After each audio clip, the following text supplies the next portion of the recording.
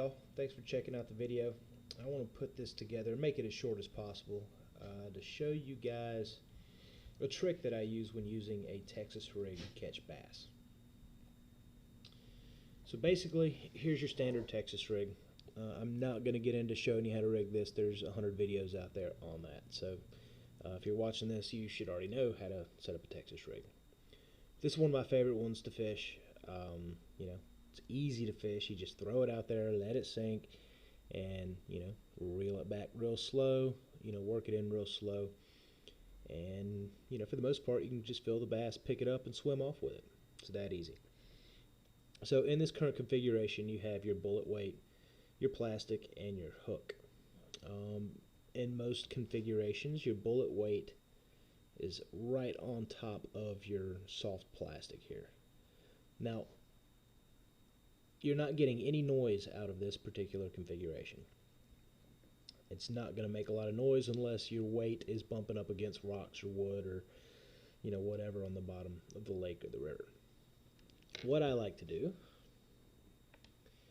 is I like to get a glass bead. I tend to use clear, something that's kind of reflective. I will use this more in murkier water than I do in clear water. But for the most part, I fish this configuration all the time. So what happens when you add a glass bead into the mix is your weight is going to chatter up against that glass bead. I like them to be free floating. As that weight hits a rock or wood or whatever, it's going to put force into that glass bead and it's going to make noise. This adds a whole other dynamic to your Texas rig. And in my experience, I've caught more fish with this configuration. Now, you always want to trim your tag line to your clinch knot on the hook.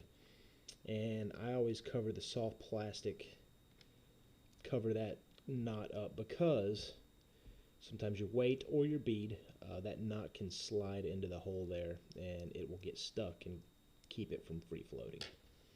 So that was a lead weight. Lead weights work well. They do make noise.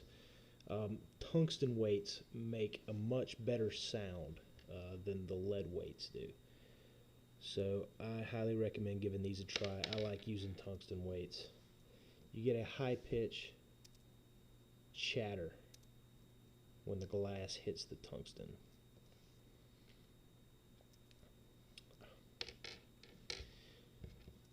Let's try that again.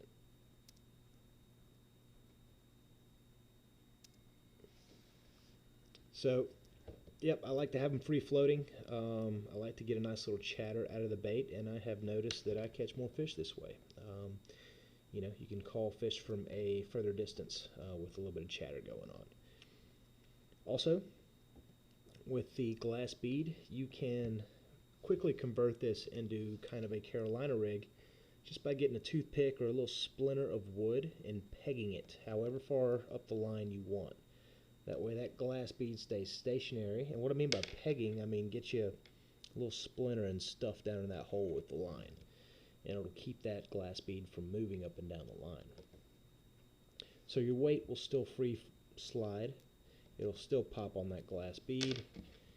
And it'll keep your bait above the vegetation on the bottom of the pond, the lake, the river, that sort of thing. So I hope you like this little bass trick. Give it a whirl.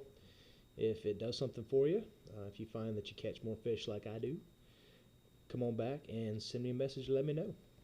But good luck fishing, guys. Y'all take care. Bye.